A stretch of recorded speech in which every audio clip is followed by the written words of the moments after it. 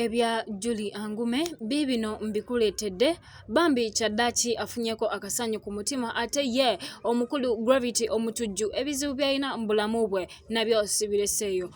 nebyo omukulu Bobi wine byonna mbikuletedde n'amawulire amalala mangi gabeera ku Clarity Source 256 nange Fatuma Sulaiman akutuusa ku first hand class information nolyoka obeera ng'ate bibeera biri ku baserebu bo nembe kutuusako gwe osubscribange omulungi nkwebaza okubeera nga buli ofuna notification ojabuzi n'ofuna information ate gwata naba subscribing and nkusaba please subscribe on notification bell ebisigadde obindekere nga tutandikidde ku side ey'omukulu Gravity omutujju munange omusajja ono yavuddeyo emabegako n'agamba mutulaba lwa kuyimba mutulaba lwa baweereza muzike kubagwa tweyamana ate okubatuusako munange omwami ono yavuddeyo n'ayogera ezimu ku nsonga ba celebrities basanga newankubadde abamu tebavaayo ne boogera nti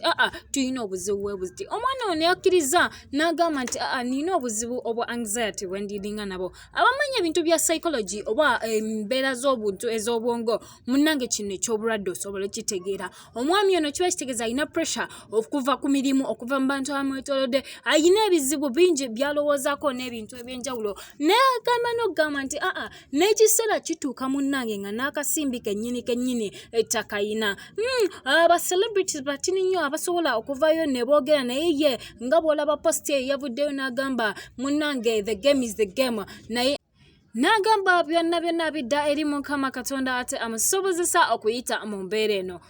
Gravity omutujju bw'ati bwetutegeeza naye katobe bambi embeera yeeterere kubanga bw'abeera atafunye attention oba nga teyeeterezezza ng'omuntu kino kiyinza okumuviirako mental breakdown yes eyo ngenda kujjayo nkutwaleko awa Julie the Heartbeat muyite Mami Kandi muyite mukyala Julie Angume omugenzi bannange mmenye ki endeke ki munnange abantu bangi bategeera nnyo omukyalo ono mu kazannyo akanabosa munnaye mwe yazanyiranga Mami Kandi munnange omukyalo ono jjukira emabegako nga bawe amaze okufa munnaye omukyalo yasalawo n'agamba obulamu kambutambuze n'asalawo n'afuna omwami omulala era emikolo ne gitegekebwa wali yali ewa taata we wa ekiboga munnange era munnange omukolo gwategekebwa abantu enkuyanja ne beesomba ab'enjawulo ne bajja nga baagala balabe ku musajja kyate mukyala ono gwe yali asiimye munnange omukolo nga gutuuka nga wali yali ewa taata we wennyini we gutegekeddwa omukulu Ronald Semuga munnange omukolo bwe gwategekebwa ng'abantu bajja abako bakuŋŋaana nga baleeta kifaananyi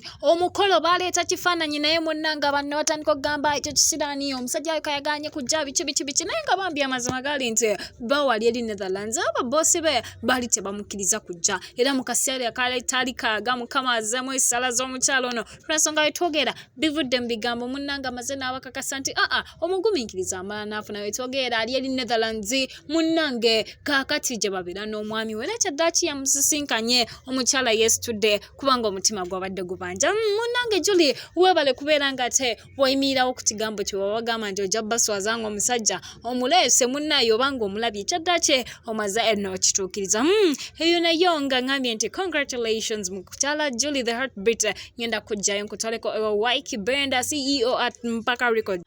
omukulu ono y'omu ku bantu abakakkamu nnyo mu music industry era nga kizibu nnyo okumuwulira ng'avuddeyo na attackinga omuntu oba n'addamu ekintu kyonna inga kya busungu si muntu wantalo era muntu mukakkamu nnyo ne wamulaba mu bulamu bwe obwa bulijjo omuntu ali friendly era omuntu ategeera wabula te mu kaseera kano wenjogera ayina gwe yayanukudde naye gwe yayanukudde kyeyamwanukudde kyamuwadde level omukulu ono yavuddeyo n'agamba nti his self made yeyeetuusizza waali tewaliwo omuntu yenna gw'agamba nti taba kuba gundi sandituuse wano abantu ab'enjawulo bavuddeyo ne bagamba buli omu nakwiganya endowooza ye okusinziira ku ekyo kyamanyi ku mukulu ono era we wavudde omukyala eyayita sex muganda munaye sex muganda nga commentinga ku post y'omukulu ono naye engeri gya commentinza yamugambye nedda mukulu jjukira gye wava byoyogera bya bulimba omukyala Sheebah kalunji singa siye singa taba kubeera nga yakuwa kolabo y'akayimba akafama ko wayina akakujjayo ne kakuteka mu limelight abantu ne balyoka bakutegeera abantu ne batandika okukola ki okukumanya nti unaona omuyimbi w'ekibenda gyali munnange singa tewajja ku maapu omukyala ono yakuyamba byonna nga bigamba w'ekibenda nga wola papa yamuzeemu omusijja kyogera yamugambye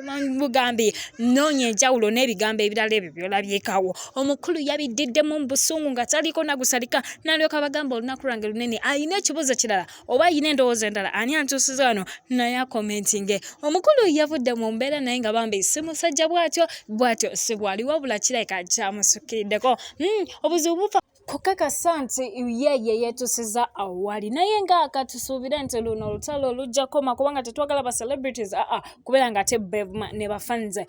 Eyo ngenda kujjayo nkuzeko ow'omukulu Dr. Jose Chameleon munange omukulu ono wali yalinga asinzira ku birthday omukulu General Muhoozi Kainerugaba yagamba NUPC batya temuŋŋamba kintu kyonna nze no career ngizimbye nze sirina bwe ntya kabeere mukama wamwe principal simutya temulina kye muŋŋamba nze Chameleon nkoleredde ekintu kino emyaka mingi yagula ebintu bingi byesaagala kuddiramu kubanga ku clarity twabikukyusaako munnange kyaddaaki luno olukya luziba nga begwako wali eri ku birthday omukulu Eddie yawe omukulu Bobi Wine omukulu ani Dr. Jose Chameleon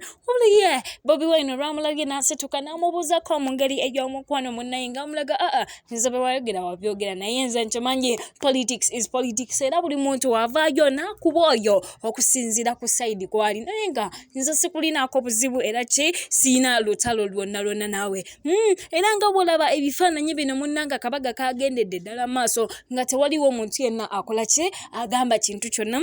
ebyo tubyagala nnyo babeera nga basobola okugjawo olutalo ate ne bazaawo omukwano mukulu Kyagulanyi kyebakoze kituufu Dr. Jose Chameleon ebyo ebintu bye twagala mukwano si ntalo nga tuza ku saidi y'omukyala Sheebah kalunji jjukira ensonga zezo tukyazirondoola tukyalina okutuusako amawulire zituusewa ziri ku ki ani akola ki munnange twabadde tulyawo ng'omukyala nakugambye nti yakkiriza n'agenda ku poliisi era poliisi kati eri mu kunoonyereza wabula ate munnange omukyala Sheebah yavuddeyo n'alaga discontent kwekyo abantu kye bagenda maaso n'omwogera nti yayogera yali alimba yayogera yali anoonya mawulire wabula ate ne tutuukako ne ku mukyala Sindi ne tumubuuza bannaye ensonga z'omukyala Sheebah kalunji waziwulirako era gwe nga gwe omukyala zakuyiza zitya munnaye ye omukyala ono yagambye nti bannange ensonga naziwulira era nazimanya newankubadde nina kye ndowooza nti ekintu ekyo temwakitegera bulungi yagamba who told you it was rape I never heard of that who said it was sexual harassment it wasn't that n'agamba nti ye nga y'omukazi yawulira bulungi nga Sheebah agamba mbu ono omuntu yagezaako okubeera fane not until Sheebah ng'avuddeyo kiki kyeyali ategeeza okubeera fane awo wajja kwogera ku nsonga ezo Sindi ye bw'atyo bw'ayogera ye yayogera ebyo byawulira mu katambi ka Sheebah kalunji talina kyajja kwongerako not until nga ensonga azitegedde bulungi nga bwe zirimu enkwebaza yonna gye tutandikidde okutuusa wano kankulekereka vidiyo kano okerabireko nga mutuula nga mwogera ebyo byonna bye mwayogedde omuntu teyeewanna waggulu ku kizimbe naye kuba wansi nga bimutamye mulowooza abetta batya bannange obwongo bw'omuntu mental health